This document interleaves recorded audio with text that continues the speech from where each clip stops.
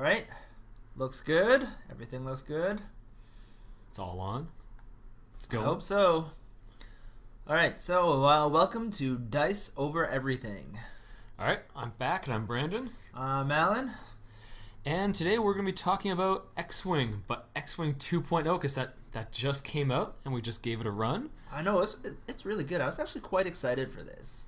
So not quite as excited for the other games that we play, but this one, I love the idea of flying around spaceships and having movement matter so much and trying to outmaneuver your opponents. Just having a game that's based around like tactical level gaming rather than around like the higher level list building rather than like there's a lot of other games. The big thing is the hidden orders of me saying almost like poker where the idea is I'm gonna move there, but am I really? And then what is my opponent actually gonna move? And and you don't know, and you all make your decisions first, and then at the same time you all reveal whether or not you were able to guess what your opponent did.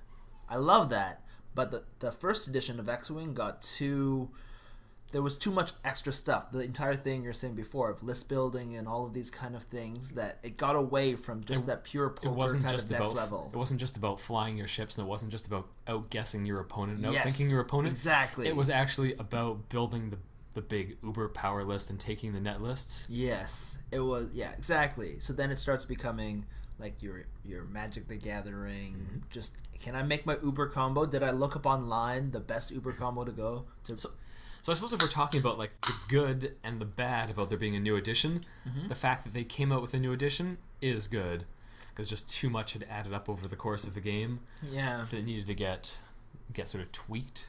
Yeah, so it's like whenever you have these kind of expandable games, they get too big. It's the nature of the beast, right? If you're going to constantly expand things, the good thing is that you're constantly seeing new things. The bad thing is that like they have to make sales. Like they can't just sell you the game and then give up. The game will turn stale. Like people want stuff to come out to keep it fresh. Yeah, exactly. But then at some point you have too much stuff and now you're just hoarding. You're basically the game has become a pack rat. And you have all of the old ideas and good ideas and whatever just piling up in your house. So sometimes you just got to clean it all off with a new edition. It's all good stuff, just like all your miniatures you own. Every miniature you own is good. There's nothing wrong with any of them. Just sometimes you can't play with them enough. Just some of my old paint jobs, that's all. Yeah, so if you are watching the video, you see us bring basically the same lists that we had brought previously. So Brandon, you have the... it's basically a TIE Swarm with Howl Runner. And then one more interesting TIE Fighter pilot. TIE Bomber, which has all of these new effects, which are really cool. Especially the reload. Oh, the fact you can keep firing missiles over and over. Yeah, rather than real just using TIE it once. Bomber. Yeah. It felt like bombing runs were happening. Like, oh, I got too close. Got to loop around and get the bombing run going again. The bomber was actually pretty fun this time. Before, last game, it was very meh. It was a ship that happened to have bombs and stuff. Yes. Yeah, so on my side, it's the same kind of things. It's 2 X-Wings and 2 Y-Wings. So, of course, I brought Luke Skywalker, who would hopefully do better this game. Uh-huh. I think he did do better. He did, because with his ability... You'll see as he's going. Because you took him with a loadout where he has the abilities to regenerate himself because of the new force powers. He's able to... Yes, so in the new game versus the old game, it was Luke Skywalker, and they kind of mimicked his force abilities with just a cool special ability. But it was focus based to use the ability, or it was. I think I never played Rebels, so I can't really comment. I didn't really play it either. Let's not talk about the old cards because that's the old edition. Exactly. Nobody cares about anymore. that. The new edition, he has the Force, and so Darth Vader also has the Force. He has the Force, and basically it's like a pseudo focus, but at the same time, so basically it helps you roll dice better, right? But at the same time, unlike the old focus where you have to kind of spend an action while you're flying around to get it, the force powers... It's on top of what you already have. Exactly. And he's one with the force, so he just taps in every round. He's able to get a little bit of that pseudo-focus no matter what he does, which is really cool. So I ignored him until the very end since it was pretty clear that if I started shooting him, it wasn't going to go down very quickly. So Yeah. I just let him be until the end. Exactly. And then, just like in the movies, he has.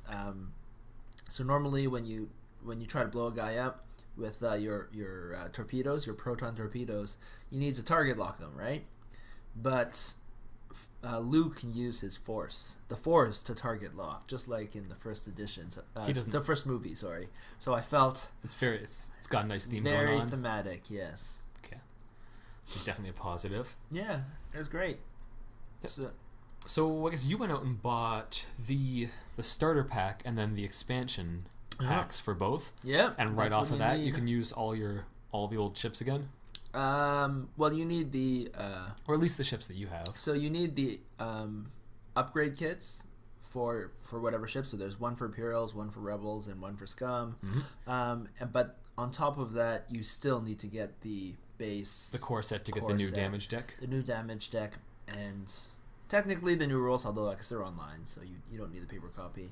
Yep. What else did you need? Oh, Luke Skywalker. Even though there's the Rebel upgrade cards, they assume you're going to buy the base set, so Luke Skywalker only comes in the base set. So if you want to upgrade and you only want to buy the upgrade kit, can't play with Luke Skywalker. No, but I guess you need the damage deck, so it's not really a way around Yeah, but this. now I have like 1,000,000 TIE fighters. I already had 1,000,000 before. Now I have 1,000,001 or 1,000,002 because it comes with 2. Okay, well, I'll see if I buy into it. But we saw people playing at the gaming store earlier this weekend, so I think it's going to see a resurgence. Like, there was no one there playing it at all before then. Yeah, so. I was surprised at how, when they announced second edition, the number of players just kind of paused. It's summer as well, right? So people are going to go out and play Kill Team. Do things that aren't in a game store basement, or just play Kill Team? Yes. Play Kill Team or play Infinity or whatever, right? That's what we did. But yeah, so of course, yeah, the number of people that dropped just because I guess they're waiting for the new stuff. It was surprising. Yeah, well, there's always more games to play, so. Yeah, do you think that it happened? That same kind of thing happened with War Machine when that game moved over to the third edition. They announced it like a few months in advance, and then people trailed off. I think they did too. Yeah. Yeah. So I guess this is one of those problems. They didn't want to commit because War Machine. There's a big commitment to learning things, so it's sort of hesitant to go and put your really keep learning, really keep on top of things. But with XWing, I don't see there being like you feel like you can show up and play the game and not be incompetent. Because there's just less. There's less going on. I don't know. As you see here, from our flying, if you're watching, there's definitely some incompetence on both sides going on. Where we just, in a few rounds, we just crash into the back of all of our ships. Yeah, all of our ships. It's almost like we each make a Congo line, then drive into each other's faces. Yeah, it ended up instead of being, I don't know, like starfighters doing that. It almost felt like. Did you watch that Game of Thrones TV show? The real TV show or the. Though the bad one, where at season 7 or 8 they have these 2 cavalry. They just charge into each other and they ram into each other and they almost like explode outwards and all fall over. And they don't even stab each other; they just smack into each other. Yeah, basically they just smash into each other. They all fall over and then it just becomes a giant pile of dead bodies. That's basically how we played in Tactics. I'm not sure there was a good tactic on their behalf in Game of Thrones, but I know it wasn't good for. Well, it was a terrible tactic that didn't make any sense. I was playing a TIE Swarm, so to be fair, it's kind of okay-ish. Yeah, if everything comes into my Howl Runner. Yep. And the worst part is that you see with Luke Skywalker, he's able to lock on to people, use Force, and then also use his lock on. It was working great, right? And I severely damaged some ships, and I felt like I was going to go up. So I was like, all right, I'll swoop in to finish them off. But literally, all I did was swoop into your jaws, and then but I still ignored him. Bit my head off because there's Force. There was no reason. I know, but I was just thinking, like we're talking, we're like, oh man, don't just charge into a TIE Swarm, right? You're gonna get blown up. And then I was like, yeah, I'm totally going to use Tactics. And as you see, I kind of squeaked around. You started off with a nice flanking maneuver coming in. It was looking dangerous. Held back because I thought you were going to sweep in. So I was like, oh, I'll shoot you. And then as soon as I did a good damage, I was like, all right, I'm winning this. I'm just going to go in. I'll just drive straight through your whole army, blow it away. Yeah, of course. That's what I thought. Your weenie little ties. Yeah. Instead, what happened was I realized that I had only flesh wounded the lion, and then it can still bite my head off. Spoilers, I lost again. I think maybe I'm just not good at this, what do you call it? This next leveling kind of outthinking game. Maybe that's why I like it so much. Well, I'm sure I'm so terrible at it. I'm sure with more experience, you'd be like, oh, in this case, my opponent's going to do that. It might just be a bit of a learning curve. Oh, there's definitely a learning curve, right? And I'm not good at as good at spatial recognition as you are. So that is one of, I guess, the negatives of XWing, which it was in the old game. It's still in the new game, right? Yeah, you can't pre-measure your moves, so things can go really wrong. And even if you could, you'd literally be telegraphing what you're going to do to your opponent. So I can do this. Oh, I can fit this one. And oh yeah, I'm gonna try and trick you, so I'm gonna measure this way too. Yeah, you could do it. You could. I mean, in games like Infinity, where you're allowed to check line of sight, sometimes you check line of sight because you're like, oh, maybe I have a hidden thing just to throw your opponent off. Yeah, that's true. So you can, yeah. So yes, this game doesn't need that though. Yeah, so I guess it's like in those movies when you see in poker where the guy has a fake tell, and he pretends that, or it was like Casino Royale, right?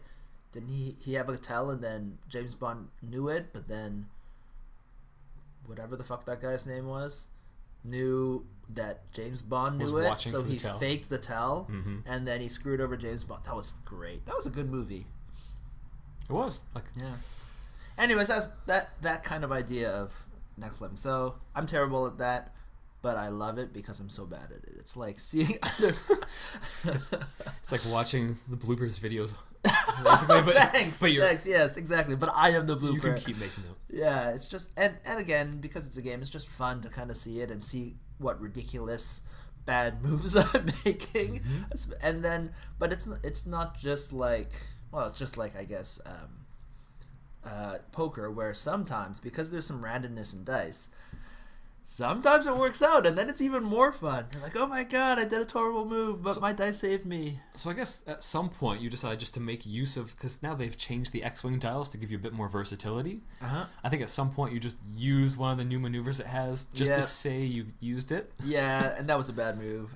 But it was so cool because I'd never really done it. So it's the Talon roll, right? Now X-Wings have a Talon roll, which is you kind of turn and also... Pivot. So you're making a 180, but to the side, and that was not in the game when we stopped actually. So we stopped for like years, right?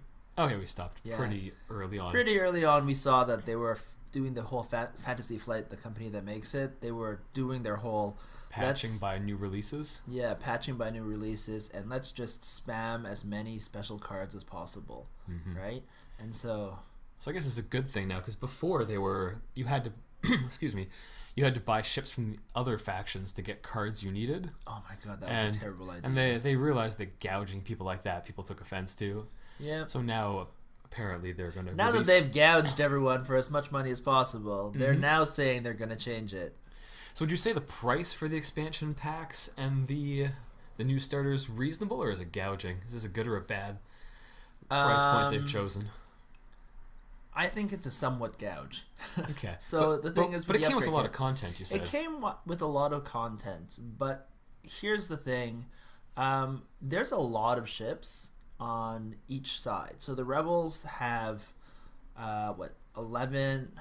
I don't know how many waves they're at right now, but they have like a ton of ships, and people, when they buy their ships, they're not gonna have all of the ships, especially when you have these old dudes that played earlier in the game like us. I don't have any of the new ships, right? So what does that mean when I get the upgrade pack? The upgrade pack is supposed to convert all of your old ships into the new ships, but a lot of people don't have all the ships, so literally they make you pay like a 50, 60, I don't even remember now, a lot of money for a lot of dials and stuff of ships that you don't even have. So I guess it only really affects people like that. Mostly affects people like us that stopped early on. For people, I guess, that played all the way through, they wouldn't care. Or people that came in later. Oh yeah, because a lot of the early ships became negated. They just weren't that good later. Yep. Later so you'd on, have the possibly. Yeah, so you have that same kind of issue, and and a lot of people, you heard online complaints that it was just too much money to buy those expansion packs, especially if you have If you had all three factions, or a little bit of each faction, then you're going to spend what $180 or something like that on all three packs. So that to me was crazy. So I know we talked about it having. I think it would have been better if they had 2 waves of expansion packs. like they went wave 1 to 5 and then wave 6 plus or something. Yes, exactly. Just it would make it a little more palatable to people. It's like, all right, Exactly. it's only $25 for the expansion pack 1. Yeah, and exactly. $20 for expansion pack 2 or something. Exactly. Just- But you're buying smaller things, and then you get only sticker shock after you've bought them all. But Yeah. each one doesn't look as bad, right? Okay. So I guess that's not a good or a bad thing. It's just a perception thing. All right, we can settle it with that. But here's the other issue: is that all the packs you have to buy this giant pack, and they only have so many dials for each ship. So I can't remember how many are on a TIE fighter. Oh, so if you But have multiples of the same if you ship, want to have more dials than actually on that thing, you're screwed. if you have 2 Lambda shuttles, because you got 2 I think they have 2 Lambda Lambda shuttles. shuttles. Oh, But if you have 3 Lambda shuttles, I don't know if that's a list anymore. Or like, I think one of the things that I was worried about was interceptors. But there's these kind of things where they assume that you're taking ships that are not spammable, but if you spam those guys, or let's say you just want to run more of those guys than you have dials for, you can definitely do that. because I guess now they've done a whole. They They a whole don't bunch do 200 points, which is the new cost for an army, for every single dial. So I guess now they've done the rebalancing of the ships. That now it's entirely possible. Like before, the ship may have been terrible, so no one would spam it. But if now every ship is sort of acceptable for the points for the value you get, you could choose to spam anything, I suppose. I guess possibly. Of course, you still want to. Some guys are still like utility, you'd say, right? But yeah, it's definitely a possibility, especially if you like that type of ship. Oh, and so if you look at our game playing right now, this is our traffic jam, and here's one thing about that. Were you surprised that there's still traffic jams? Did you just remember that there was traffic jams, or is it just our bad playing? Because this was actually kind of annoying, honestly. I seem to recall having been a bit better at flying before and not ram into my ships quite as often. So and not just ramming into all of my opponent's ships. I do remember that. Yep. I do like the tool they added though for marking the corner of the ship. That was a really good idea. But I guess my question is, by adding that tool, did it make you feel like you need to be more finicky? Because I do remember when we were doing it before without the tool, people were just like, it's about here, right? And everyone was like, they're not going to sit there and wait for you to make the perfect movement. No, I felt like we weren't too... I mean, this was just for fun, so we didn't pull all the ships off all the time. Sometimes we just eyeballed it from above. That's true. So... yeah, only when it was really important, right? Yep. So maybe, yeah, you're right. I think it's overall a great move. So in terms of the point... maybe back to the points for the ships, as the good or the bad, I think it's definitely a good thing they pulled the points off the ship cards and pulled the points off the upgrade cards.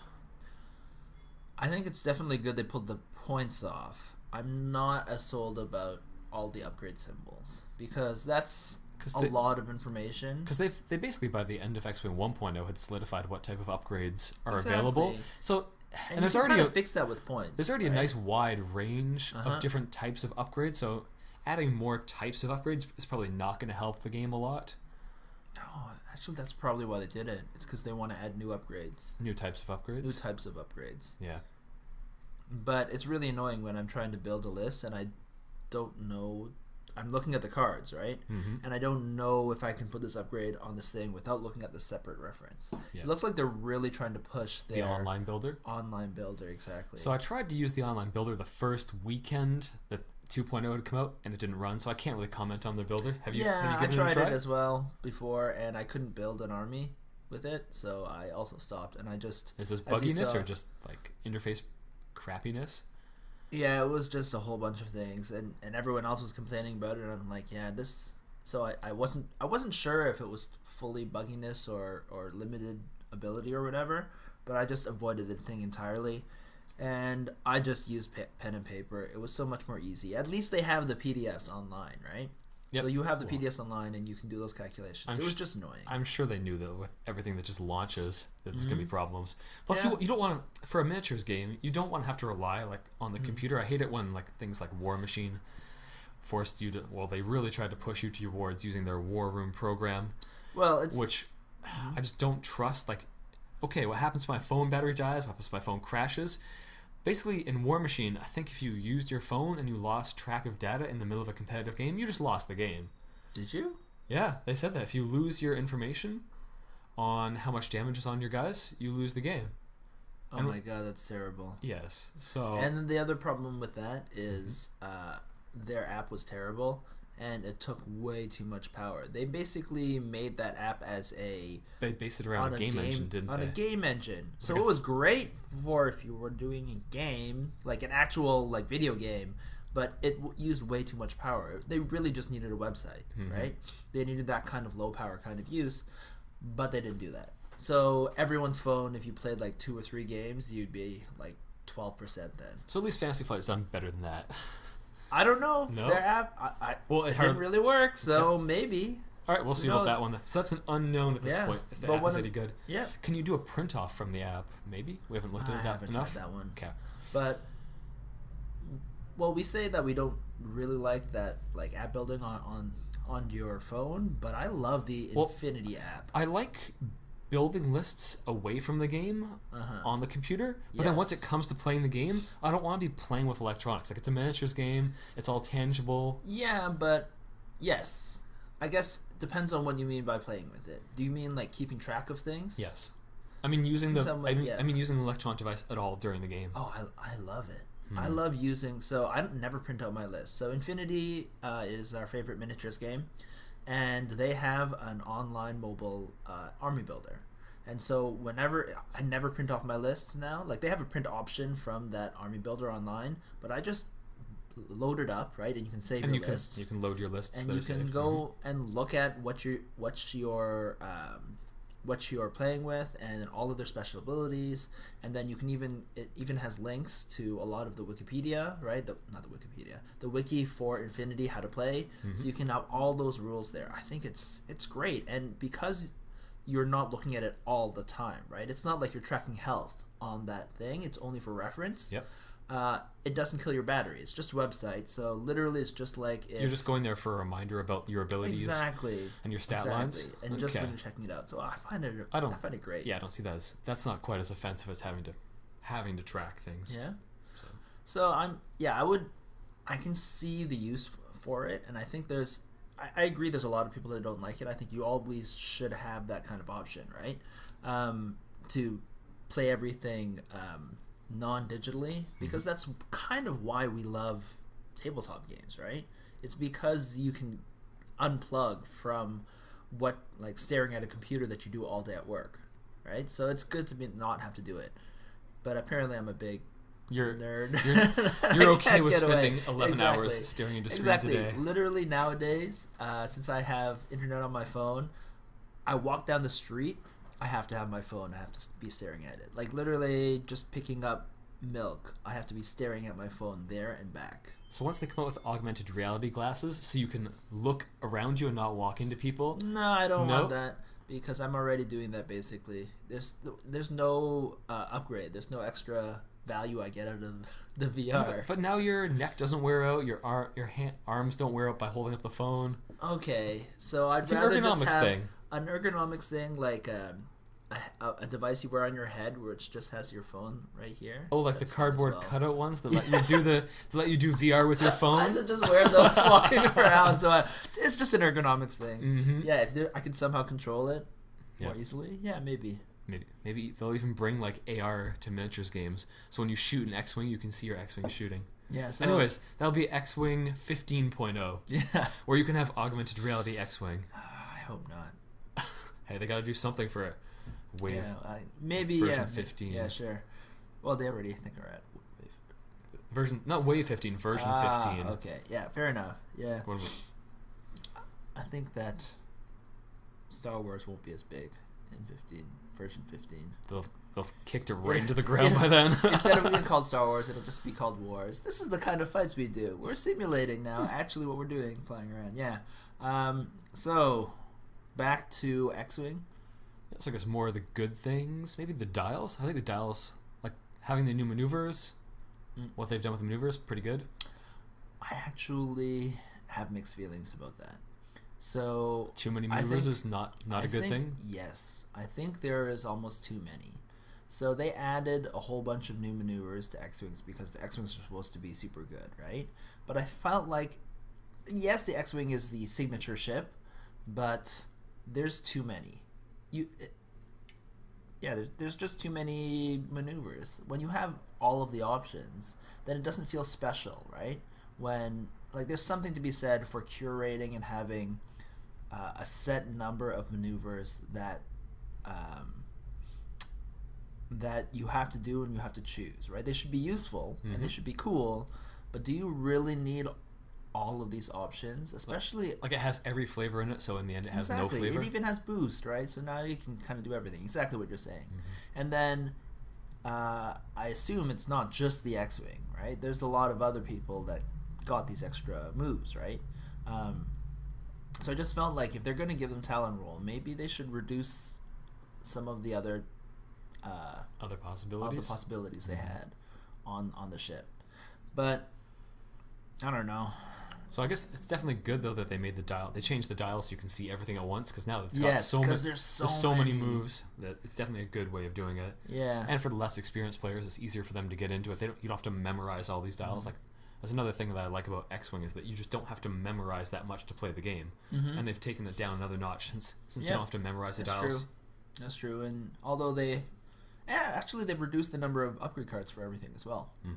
Though included with the whole fact that their expansion packs were super expensive and they have a little bit of everything, was they had a lot of upgrade cards, and I felt like they could have split up those upgrade cards into 2 packs too. Because I understand, if you are a person who's really into X-Wing, then you kind of wanted the complication of X-Wing. You want to be able to build really complicated lists with lots of interactions. But I still think that you think they shouldn't have put every single thing out right from the get-go? Yeah, I think they should have, you have all these new rules and new additions, and we can talk a little bit about the cool new abilities that they have, right?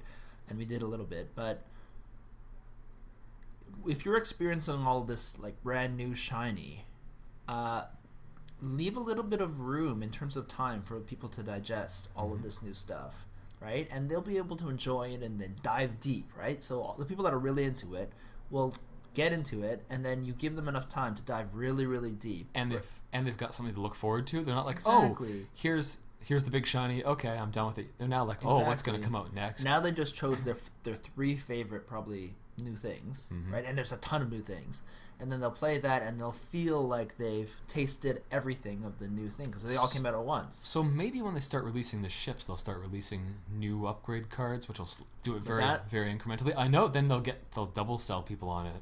I don't know. I'm afraid that'll make it very, very quickly make X-Wing too big again. It's already, in some ways, I feel like they pared it down to a point where it would be sustainable if it just stayed at that level. Yep. But literally, this is the start of X-Wing 2.0. Yeah, they've got to keep making sales, so there's got to be something new that existing players are going to want. Exactly. So when they start re-releasing the ships, I can see them releasing cards that people are going to want. Yeah, and so I'm a little bit worried about that. But overall, it's good. It's definitely fun, and they solved a lot of the problems that broke the game to me before. Yeah, I think that because there's an incremental change, like when you play the game, you still feel like you're playing the same game. So if it was a massive overhaul, I can see them not wanting to release everything all at once. But given it's more like just cleaning things up, I don't feel so bad that they put everything out all at once. So you still feel like you have the whole game, but it's just been fixed almost. A lot of people would feel like part of the game's been taken away rather than been fixed. I think that maybe they didn't. To them, I guess, they felt like the size of the game hadn't gotten too big, I know was one of our major issues, but if they don't think it's really gotten too big, it's just gotten too dirty, then they figure, oh, we just got to put everything in its shelf. But if you're like what I was saying, where you're a pack rat, literally you can be a very neat pack rat, but you literally just have too much stuff now. You can never use it all. Oh. Yeah, you can never use it all. Why do you have so much stuff? The answer is not to get a second shelf to put everything on that second shelf and make it all neat. It's to get rid of that shelf, everything that you don't need, and just keep that smaller portion. And then you can kind of slowly build from there and increase longevity, right? Until eventually, of course, you do version 3, 4, 15 with your AR or whatever kind of stuff, right? Where the ships, you literally get shrunk to a little size and then jump into the ship and and there's a mini game, yeah. Yes, exactly. So enough about XWing 15. Yeah, so enough about XWing 15. So overall, I think there's good and bad. I can see your point though. But how about the specific actual abilities that we liked, didn't like? So I guess other people who play the game more often might be better about discussing those things. But consider yourself a new / returning player. What really excited you to get back into it? If you're trying to sell someone who had played a little bit before and kind of tailed off, just like we did. I like the idea that I could now play TIE interceptors because I just thought they were so cool, but their points were just their points were a little high for what they could do and for like how much they survived. But the fact that I could now play like a list with ships I think are cool, rather than be like, oh no, this is garbage. Yeah, everyone loves TIE interceptors that's played TIE Fighter, the game. They're so fun to fly. Yes. So no, I think that's the biggest thing I would tell the people. So you can play. You can finally play them. Oh, and turrets. Oh, we used a turret. That was amazing. So basically, we talked about this last time about the fact that the turrets kind of broke the game because they reduced the ability to fly. And of course, the whole thing about the TIE Interceptor is it's really good at flying and outflanking and outmaneuvering someone. But if you played it against somebody who had a big beefy ship with a turret, it just didn't do anything and got shot down from the sky. Exactly, until they added the extra upgrades to do like all this random stuff. But the whole thing is that now, when you're fighting a turret, so I had a turret, and it was still really useful. Because often you would point at 90 degrees from your front. Exactly. And you would get your primary weapon plus the turret going off to the side. Exactly, so I could kind of have 180, instead of 90, I'd have 180 of coverage, right? And so that was great, honestly. But I still ended up getting outmaneuvered because to move that turret, you need to use an action, which is very rare in the game. Yeah, exactly. Well, you have one every turn, right? So I couldn't do like a focus, or I couldn't do a target lock or anything like that. And so it was a cost to the game, and basically your TIE fighters did flank that guy at the very end of the game and blow him up. I was already starting to lose at that point, but that was my last chance to come back. I think I started K-turning way past it and then making a big run on it. Yeah, your K-turns were definitely working out. Look, he's coming around. Oh, this is the point. Where my Y-wing is coming down. Coming around, but my turret is facing the wrong direction. Okay. I think. Oh, I think this is where I start flying like back towards my side of the board, then coming. Yeah. Coming back into the middle. That one was the turret, man. Should have paid more attention to our game. Yeah, I should have. All I know is I just chose one ship, then ganged up on it, then chose another one, and ganged up on it. It's a strategy. Yeah, my strategy was to spread the damage around all of your ships. So I had like 3 ships at the end with 1 health left, and you're like, I should really kill one of these, shouldn't I? I'm like, yeah. Well, I tried to. I did have some really good chances to blow away Howl Runner, and I think I just triple got dodged lucky. it. But like, overall, you definitely played better, so you should have won. But I had some chances to win, and the dice just didn't go my way. Yeah, at one point you took down 2 of my ships, and I'd taken only 1 of yours out. Yeah. And it was starting to look tough. That's why I ran directly into when you got overconfident. Yeah, I got overconfident. And if at the very end Luke had killed Howl Runner instead of just getting killed by some random scrub, well, getting severely damaged by some random scrub, I think things would have turned out different. And I did have like 4 dice against your 3 dice, right? So that's like basically as good as possible besides actually using my torpedoes on him. Yep. which maybe I should have. Oh, that would have been a good idea. I should have used my torpedoes against them. So I guess the one complaint that they haven't totally resolved, but it doesn't mean they can't resolve, that we had with the initial game, is that like the end condition for X-Wing is you fly until you get exhausted. Yeah, so we had already gone to like... Yeah, I agree. You had basically won, but we still had to play it out. Yeah. Right? So we had to play a couple more turns where it really... You felt like it was kind of decided by that Yeah. point. You just had to sort of go through the motions. Exactly. And so when you think about actually the source material, right? Star Wars. You don't fight to the... They don't fight to the They death. don't fight to the Everybody flees. Like once like the damage has pretty clearly happened to your side, the X-Wings just sort of... They don't jump. always flee, but like halfway through the battle, it's obvious, right? And they all have missions, right? They don't just run into each other for sport. Exactly. Yeah, they're out to make a bombing run. They're out to like blast their way through something to let the big ships through. Exactly. So it would have been a little bit cooler if they made missions front and center. But you're right. They could definitely add that later on. Yeah, it might have been too much to add that at this point. Who knows? Because as you were saying, they already released a lot of things for you to buy. That's true. And so that would actually be a really good way to reinvigorate things. Like halfway through, you're like, well, we know, well, everyone is used to seeing missions because they release them as side notes to every single release. Yeah, but it's just not the main way It's not the to core play. way of playing the game. Because they would release like the big ships, which would give you a mission, but most people wouldn't buy those, so most people wouldn't play those missions.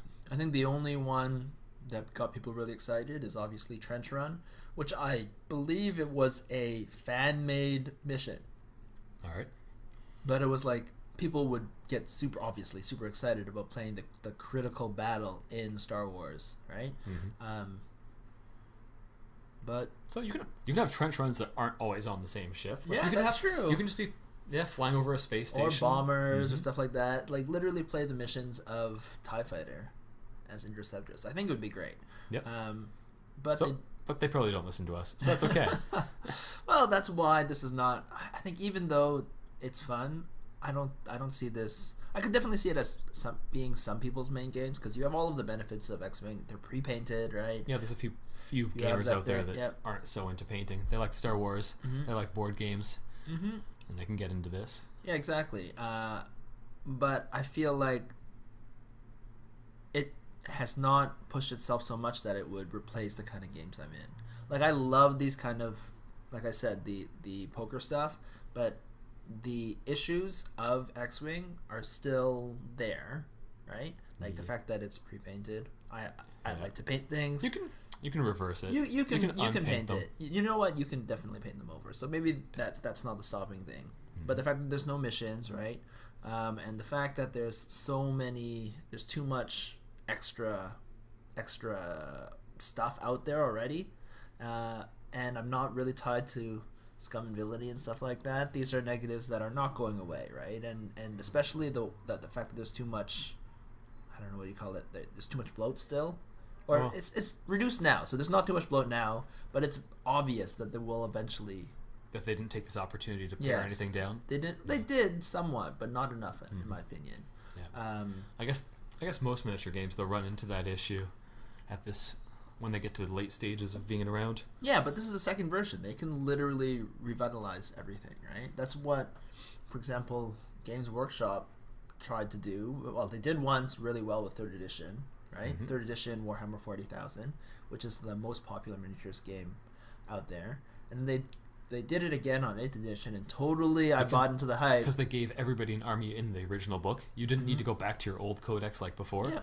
And they're smart about it. They actually pare down the number of ships that models you can use, which you don't pare them down forever, right? But what X-Wing could have done is they say they're going to bring them back later.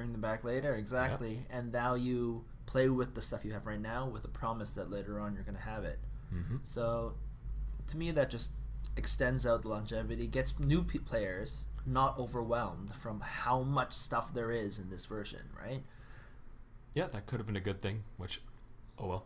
Yeah. Because there'd be enough there for the existing players to play with. Like, there's a big enough sandbox to build lists and all that. And you're told, okay, in a couple months, the stuff will start coming back in waves. Yeah, and literally, if you were a newer player at the very end of the thing, you have your ships, right? It would give you, in some ways, encourage you to buy all those new ships from this new edition that you don't have yet. So I guess the retail... Maybe that would be bad. I guess you're like, I just bought all these awesome ships and can't the use them. retailers might not like that, though, because the existing stock would be unable to be used, because if you need for a certain amount of time, like their promise is still that it would come back, right? I don't know, but like the stock, like the packaging, like if it doesn't have the That's cards, what they have the same kind of issue right now. But at least they've released all the cards, so, or maybe they could release the card packs anyhow. Yeah. The problem is getting the cards for if they didn't release the ship, then if you had the ship already, you'd have no way of getting the card without buying the ship all over again. Anyhow. No, you'd have the upgrade packs. Oh, so you just have future upgrade packs. Yeah. Okay. Yeah, that would entirely do it. Oh well. Yeah. So there's a lot of things they could have done, but there's a lot of things they did well. Yeah, and I think sort that of in summary, if you were ever excited about XWing but intimidated, now is basically as best of a time as there will ever be to get into the game, and they fixed the major issues that the game had. So if you like this stuff, totally get into it, and I think it's actually a great side game.